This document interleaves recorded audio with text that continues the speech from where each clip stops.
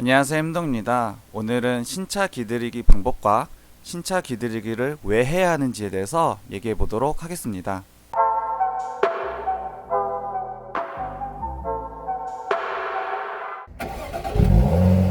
신차 기들이기 방법을 제가 정리를 좀 해봤는데요.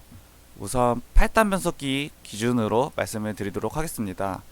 가장 이상적인 신차 기들이기 방법은 엑셀 페달을 얇게 밟아서 2000rpm 이하 정도로 밟아서 1단에서 7단까지 변속 후 그 다음에 엑셀 페달을 떼서 자연스럽게 감속해서 1단까지 가는 행동을 10회에서 20회 정도를 하는 겁니다. 여기서 8단은 항속기이기 때문에 8단까지 올릴 필요는 없습니다.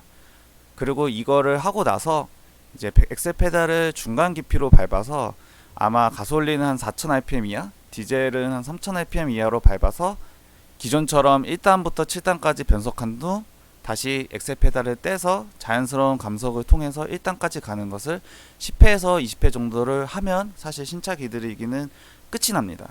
하지만 우리가 일상적으로 주행할 때 기들이기를 할 수 있는 그런 장소나 여력이 되지 않잖아요. 신차 기들이기를 일상 도로에서 하기 위해서는 제일 먼저 일단 급발진, 급가속, 급제동을 하지 않는 겁니다.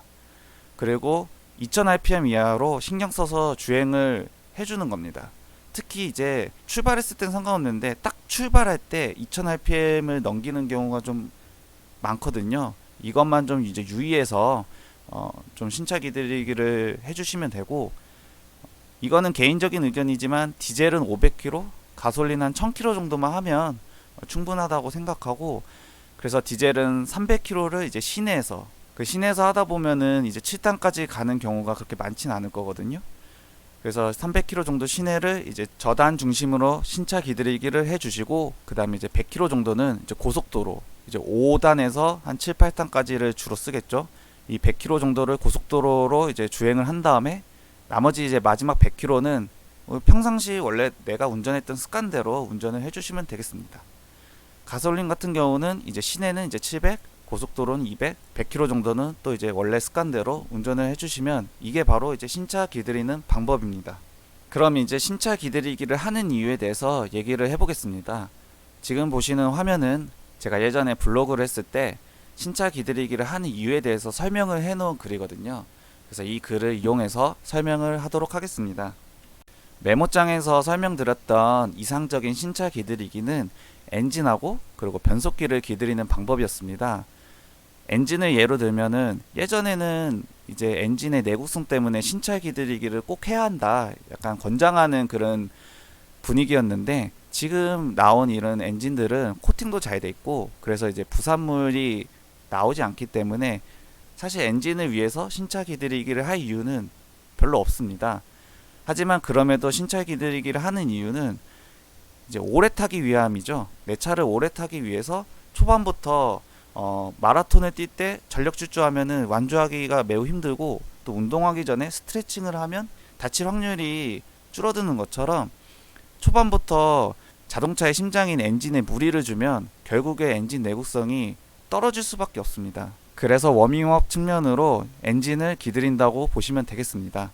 엔진 기들이기는 엔진의 워밍업을 위해서 기들이기를 했다면, 변속기는 사실 기들이는 이유가 있습니다. 왜냐하면 변속기는 스스로 학습을 하기 때문인데요. 물론 이제 기본적으로 출고가 될 때 어느 정도 보편적인 상황에 맞도록 학습이 되어 나옵니다. 하지만 그 차를 차주가 인도를 받아서 그 차주만의 운전 습관에 따라서 변속기의 학습은 달라지게 됩니다. 때문에 변속기 학습을 잘못했을 경우, 변속을 빠르게 가져가는 습관으로 학습했을 때 자연스러운 변속에서 가끔씩 이제 울컥거리거나 충격이 일어납니다. 이런 울컥거림이나 충격을 이제 방지하고자 변속기 기들이기를 하는 겁니다. 그래서 변속기 기들이기를 어느 정도 잘했다면 나중에 학습이 끝난 이후에 뭐 풀악셀을 밟거나 다이나믹하게 운전했을 때 변속이 울컥거리거나 충격이 일어날 확률이 굉장히 낮아지게 됩니다. 지금까지는 엔진하고 변속기 위주의 기들이기 방법, 그리고 신차 기들이기를 사람들이 많이 생각을 하는데, 사실 저는 그 부분도 중요하지만 이 마운트 및 부싱 그리고 내장재 때문에 기들이기를 하는 이유가 더 크다고 생각을 하거든요. 이제 자동차는 조립이 끝나서 다 완성된 다음에 어디 전시하는 전시품이 아니잖아요. 계속 움직이기 때문에 처음에 출고했을 때는 동적인 하중에 대한 경험치가 거의 없이 출고가 되기 때문에 마운트 및 부싱 내장재를 잘 안착시키기 위해서 기들이기가 필요하다고 생각합니다. 예를 들어서 급가속이나 급제동을 하면 우리 몸도 뒤로 확 쏠리고 앞으로 확 쏠리잖아요. 이렇게 과한 동적 하중이 가해지면 이 조립이 어긋날 수가 있습니다.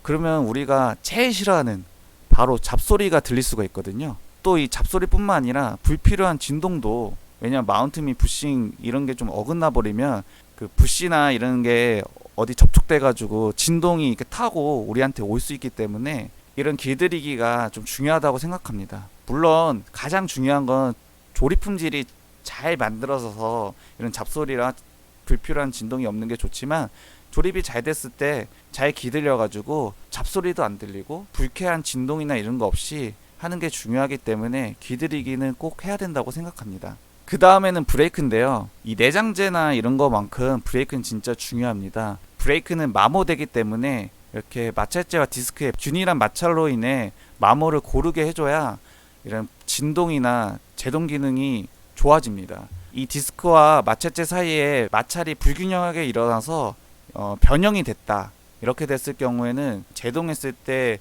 뭐 소음이라든지, 그리고 특히 이제 불규칙한 면이 계속 닿기 때문에 좀 패턴식으로 진동이 올라오거든요.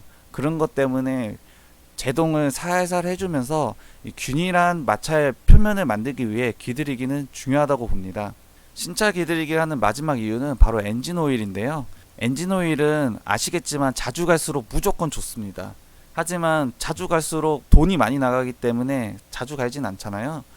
근데 이 엔진 오일을 왜 갈기 위해서 기들이기를 하냐, 우리가 이제 차량을 주문해서 출고했을 때 바로 만들어서 바로 오면 사실 엔진 오일이 가만히 이제 멈춰 있는 상태가 오래되지 않아서 상관은 없지만, 재고차를 사거나 이랬을 때 뭐 6개월 동안 방치됐던 차다 이랬을 경우 이제 기름이 계속 안 돌았기 때문에 기름의 질, 품질이 떨어지거나 윤활 작용이 좀 떨어지게 됩니다. 윤활 기능을 잘 하기 위해서 신차 기들이기를 하는 게 좋습니다. 물론 이 기들이기 후에 이런 차들은 무조건 엔진 오일을 갈아줘야 된다는 얘기입니다.